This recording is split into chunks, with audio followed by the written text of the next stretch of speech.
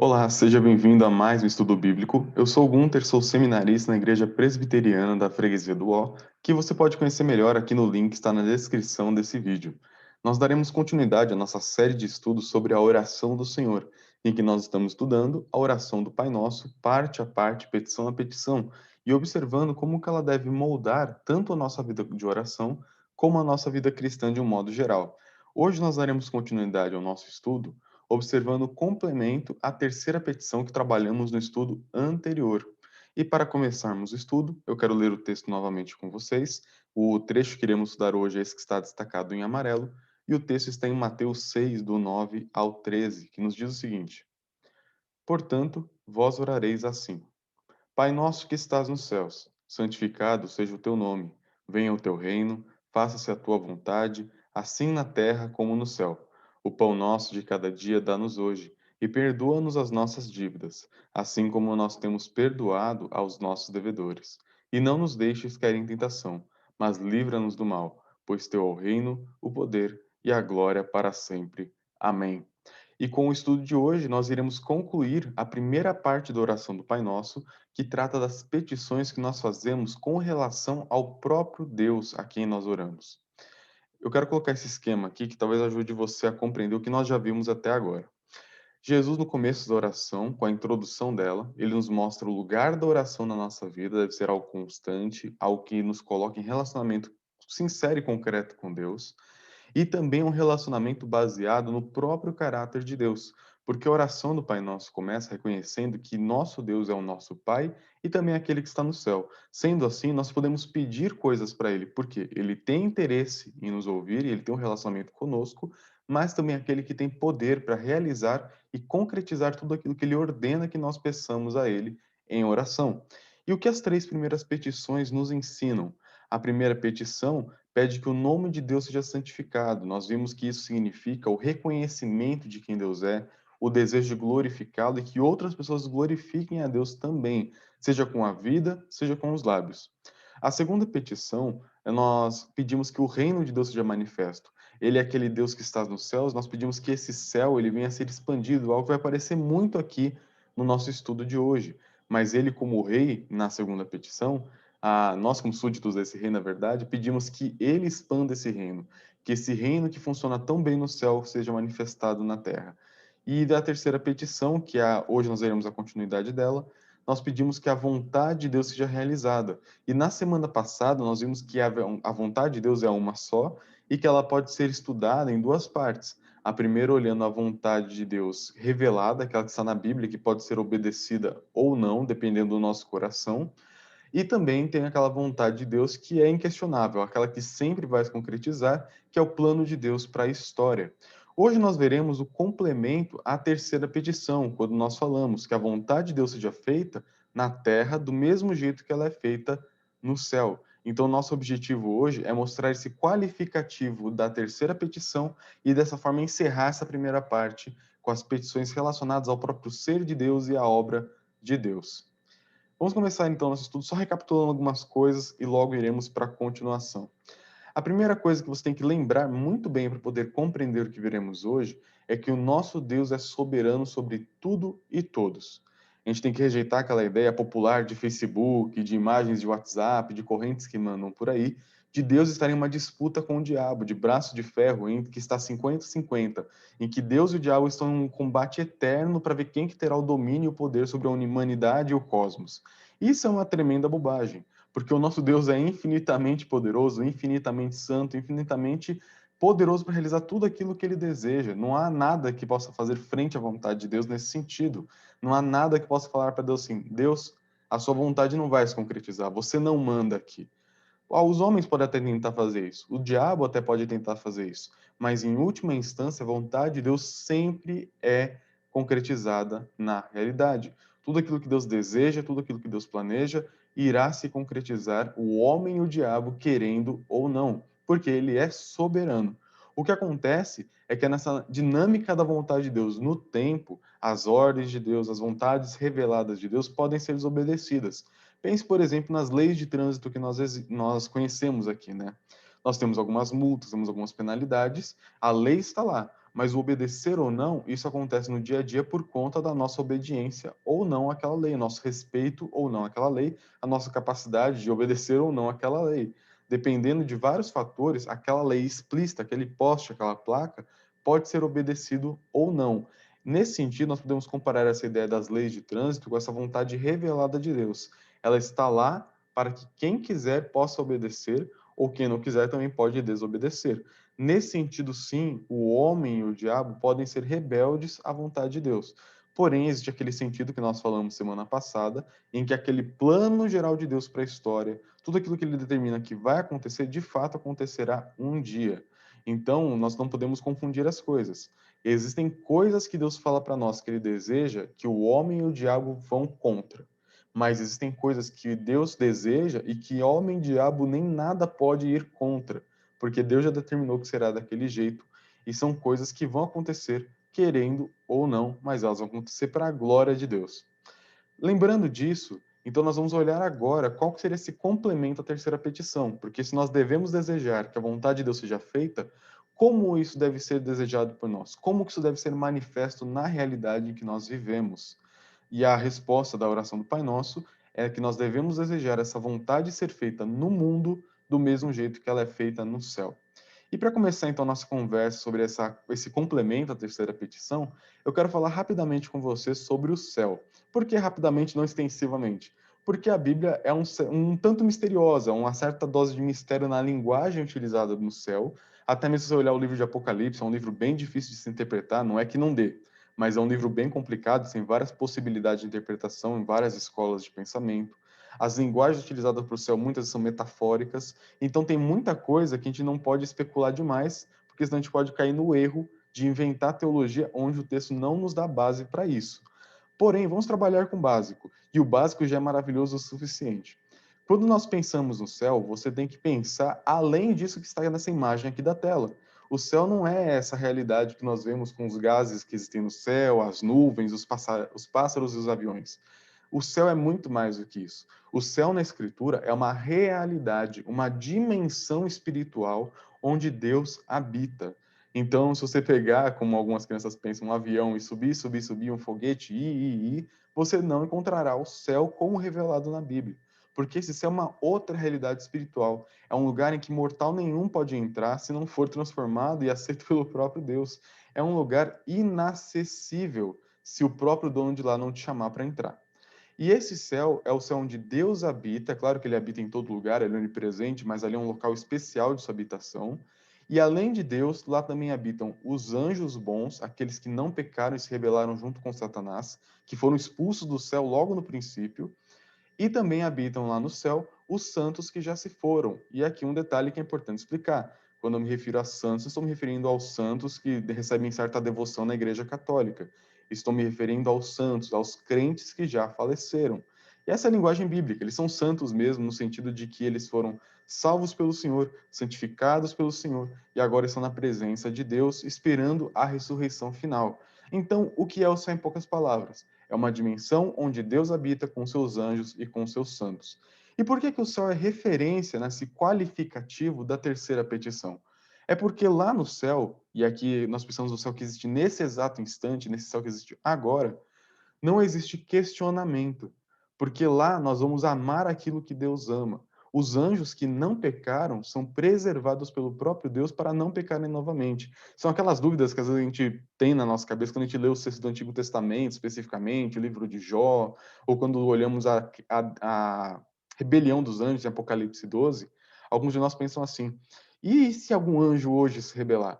E se acontecer um segundo motim no céu, aparece um segundo Satanás?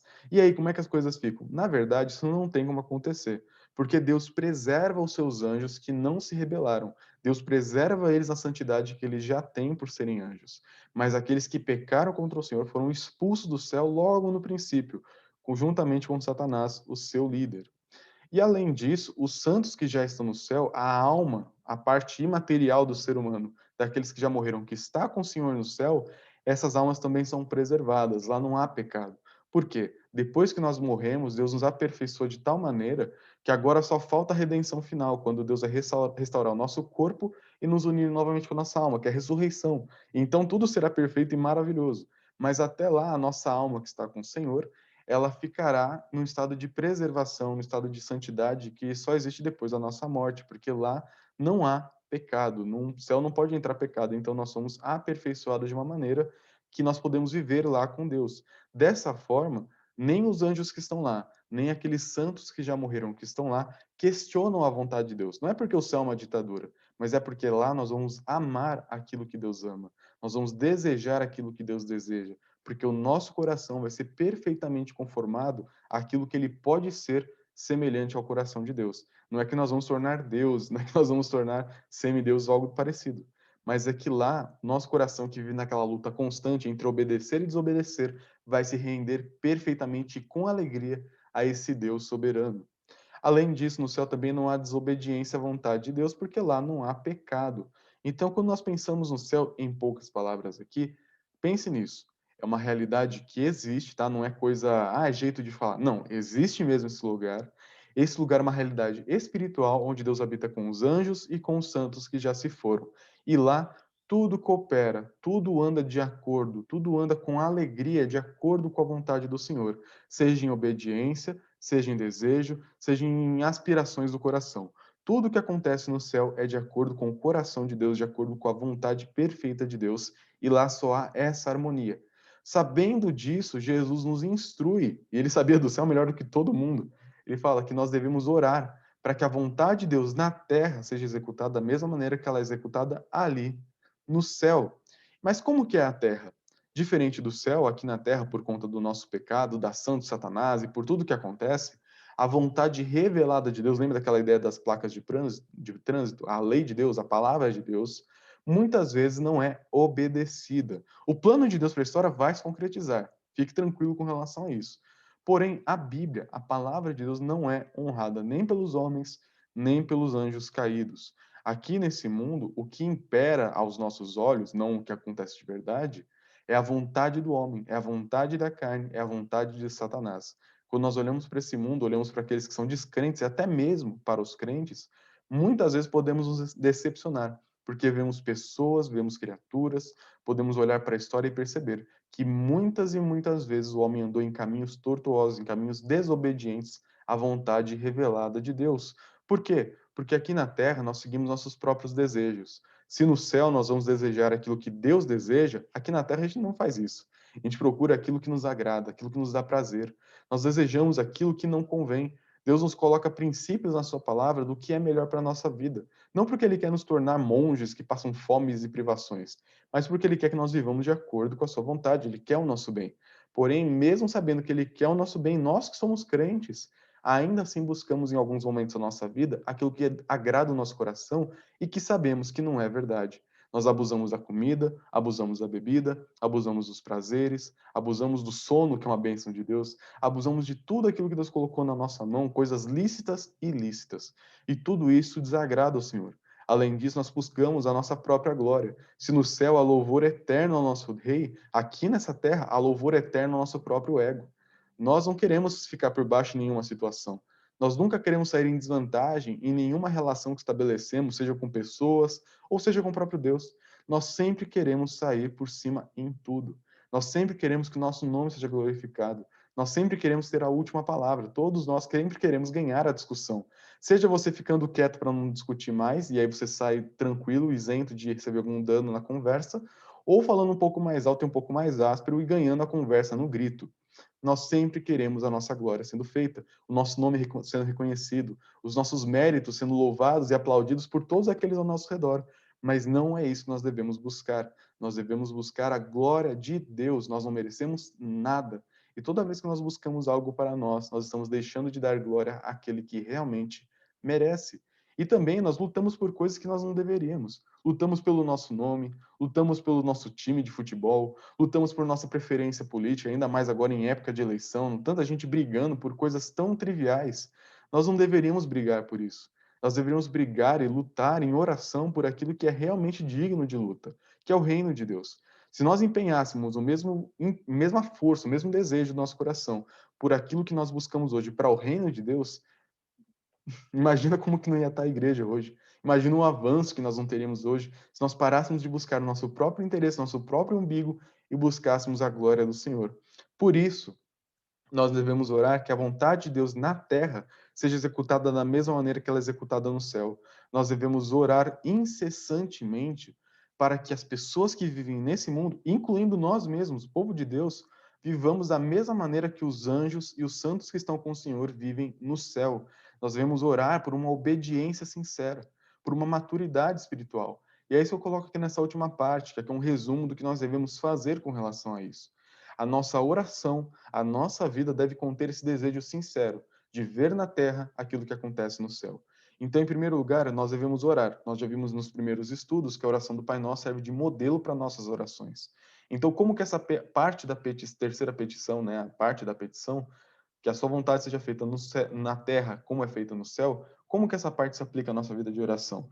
Em primeiro lugar, ore por conversões. Ore para que pessoas rebeldes, pessoas que não temem ao Senhor, venham a reconhecê-lo como o Senhor de suas vidas. Pessoas que antes vivem como se fossem o próprio Deus de suas vidas, agora reconheçam que existe um Deus acima delas. Existe um Senhor que realmente merece toda essa honra, glória e louvor. Mas não pare por aí.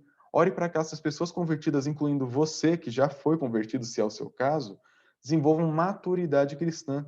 Nenhum de nós mesmo, não interessa o curso que você fez, o tempo de vida cristã que você tem, o seu cargo na igreja, não interessa em qual estágio você esteja.